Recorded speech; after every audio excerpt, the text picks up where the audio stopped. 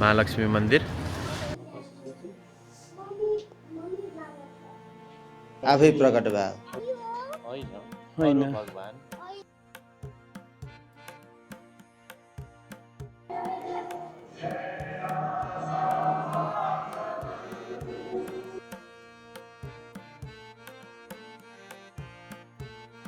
Hello guys, नमस्कार। तपाईहरुलाई सन्चै हुनुहुन्छ होला। यहाँ हामीलाई पनि सन्चै छौँ। आज हामी यहाँ पञ्च महालक्ष्मी मन्दिर आइपुगेका छौँ। श्री शालग्राम मन्दिर एउटा यहाँ चाहिँ विशाल माता लक्ष्मीको मूर्ति स्थापना। हेर्नुहोस्, एउटा विशाल मूर्ति छ। यो माथिबाट घुम्नु पनि मिल्ने रहेछ कि। यो शालग्राम भगवान स्थापना रहेछ। यस, पुरै यो शालिग्राम छ नि हैन? यो भनिदिनुहुन्छ कि यो युट्युबमा आउँछ तपाईँको? 2066 सालमा चाहिँ हजुर मन्दिर बन्दै गर्दाखेरि चाहिँ यहाँ टेन्डरले खन्दाखेरि हजुर हजुर ढुङ्गाबाट चाहिँ आफै फुटेर निक्लेको शालिग्राम। यो ढुङ्गाबाट आफै फुटेर निक्लेको शालिग्राम आफै यो चाहिँ उसमा मात्रै पाइन्छ क्या, काली गण्डकीमा मात्रै पाइन्छ। त्यही पनि नेपालमा मात्रै पाइन्छ, काली गण्डकी नदीमा मात्रै पाइन्छ। तर यहाँ चाहिँ निक्ल्यो क्या, अनि त्यो अचम्म भयो। त्यही भएर चाहिँ यो हवन यहाँ स्वामी मुक्तिनाथ बाबाले चाहिँ उहाँको सङ्कल्पमा चाहिँ हवन गरेर अनि यो स्थापना गरे क्या। भगवान आफै प्रकट भयो। एउटै हो, उतारै हो, मन्दिर एउटै हो। धन्यवाद है त। हुन्छ। कताबाट आउनुभएको थियो? म चाहिँ हामी चाहिँ नि यो पाटन ललितपुरबाट।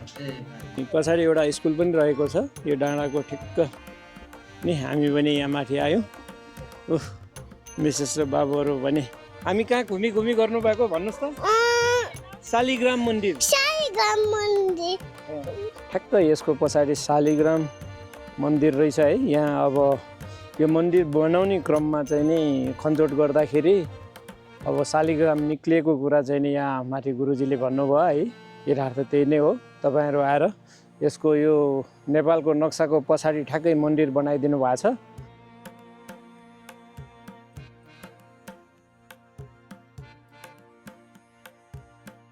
मेरो पछाडि तपाईहरुले देख्न सक्नुहुन्छ यो महालक्ष्मी मन्दिर भव्य छ। यता टाढाबाट खिच्नुपर्ने छ सबै दृश्य। यिनीहरूलाई यो डाँडाको अर्को साइडमा बसेर खिच्दाखेरि मात्र सबै देखिने रहेछ। अब हिँडेर हामी चाहिँ तल जान्छौँ। यता मेरो पछाडि तल हिँड्दै जानुपर्ने छ। अब चाहिँ नि हामी यो साइड डाँडाको यता साइडमा आइसकेका छौँ। अनि यो उकालो चढेर, यो उकालो त यस्तो ठाडो रहेछ कि गाडी केही गरी बिचमा अड्क्यो भने त पिकअपै लिन गाह्रो होला। अलिकति पावर नभएको त नउक्लेला। यता चाहिँ हामी अब गेटमा पुग्यौँ, प्रवेशद्वार। भित्र चाहिँ यति भव्य सुन्दर रहेछ र शान्त पनि रहेछ। यता हेर्नुहोस् त, हरियाली वन जङ्गल। अनि यता मुनि फेरि कलकल बगेको खोला, कलकल बगेको खोलाको आवाज, चिसो हावा, आनन्द आउने ठाउँ रहेछ। मन नै डाँडाको माथि पुग्यो र यो प्रवेशद्वार। मम्मी बुढी छोरी चाहिँ नि भित्र छ के। ड्याडी चाहिँ गाडी नै यता ल्याउनु भएको छ, पार्किङमा जानुभएको छ। अब तपाईँहरू काठमाडौँमा काम गर्नुहुन्छ, काठमाडौँमा घर छ, दिनभरको झैँ सुनिराख्नु भएको छ भने समय समयमा यस्तो, यहीँ त भन्दिनँ, यहीँ पनि लगायत यस्तो ठाउँहरूमा चाहिँ नि एटलिस्ट केही नभए नि सके हप्तामा एकचोटि, होइन भने महिनामा एकचोटि चाहिँ नि जानु होला है। आफ्नो स्ट्रेस नै कम हुने र आफ्नो स्वास्थ्यको लागि पनि एकदम राम्रो हुने भयो। किनकि यता अक्सिजन लेभल पनि स्वच्छ हावा भएपछि आफ्नो शरीरलाई चाहिने सबै स्वच्छ हावा। म चाहिँ नि यहाँ फर्केर आउँदैछु है। यो बाले दिनुहोस् नि त। ल, यो हनुमान गर्ने, हनुमानजीले यसरी बोक्नुहुन्छ नि।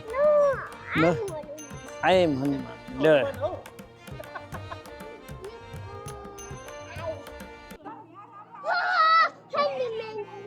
यता फोटो खिच्नेहरूको लर्को नै छ। पञ्चमहालक्ष्मी मन्दिरको ठिक्क अगाडि छौँ अहिले। सबजना यहाँ फोटो खिच्न व्यस्त। हेर्नुहोस् है, यताबाट देखिएको पञ्चमहालक्ष्मी मन्दिरको दृश्य।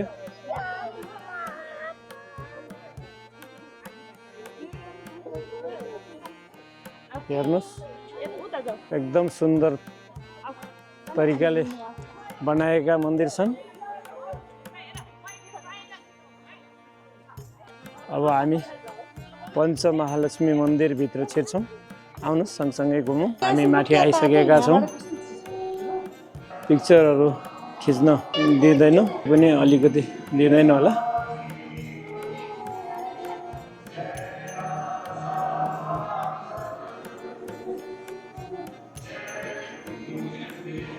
जय श्री पञ्चमहालक्ष्मी माता। यहाँभित्र पञ्चमहालक्ष्मी दर्शन पश्चात हामी निस्क्यौँ।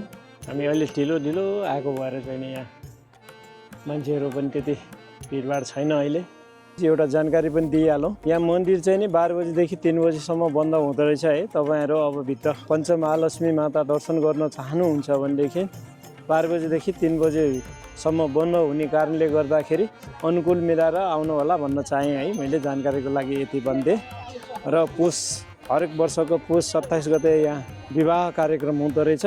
भव्य मेला जस्तै लाग्दो रहेछ। यहाँ त ठुलो पूजा हुन्छ अरे भन्ने जानकारी पनि यहाँभित्र गुरुजीबाट दिनुभएका छन्।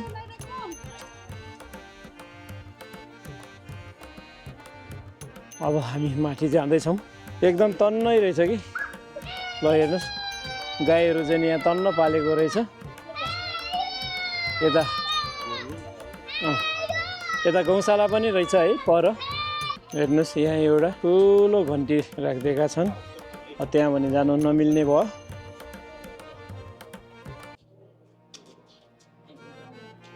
परिक्रमा सुरु गर्दैछौँ है।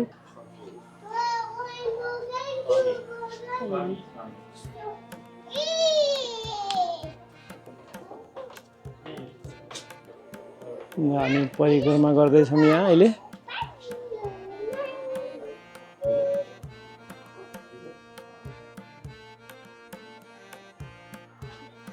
यहाँ एउटा विशाल नागराजको स्थापित गर्नुभएको छ। होइन है धेरै मन्दिर छन्। अब त्यहाँ पछि तल साइडमा गुफा जान्छौँ हामी। यतातिर बन्न भइसकेको छ कि के हो यो गुफाभित्र जाने ठाउँ है। हो लाइनको मुख हो यो ल है। सब परिवार गाडीभित्र बसिसकेका छन्। अर्को भिडियोमा भेट्ने नै छौँ। आजको यहाँको घुमघाम सघायौँ हामीले। दिउँसो त गर्मी छ, अहिले बल्ल चिसो भएर आयो। हस् त सब्सक्राइब जरुर गरिदिनु होला है। हस् त बाई। भिडियोलाई पुरा हेरिदिनु भएकोमा धन्यवाद। ल नाइराले पनि बाई।